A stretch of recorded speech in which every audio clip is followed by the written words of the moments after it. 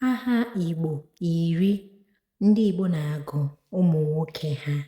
Nke mbụ bụ Chukwuemeka. Chukwuemeka nwa m, God has done great things.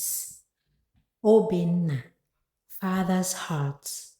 Ifeanyi, nothing is impossible. Somtochukwu, join me to praise God. Uchechukwu, God's will. Chukwudi, God lives maọbụ God exists. Ikenna, strength of the Father. Chukwuebuka, God is great. Chigozie, God bless. Chukwuma, God knows. Ihe a bụ aha iri 10 most popular Igbo names for boys n'ala Igbo anyị. Ndewo.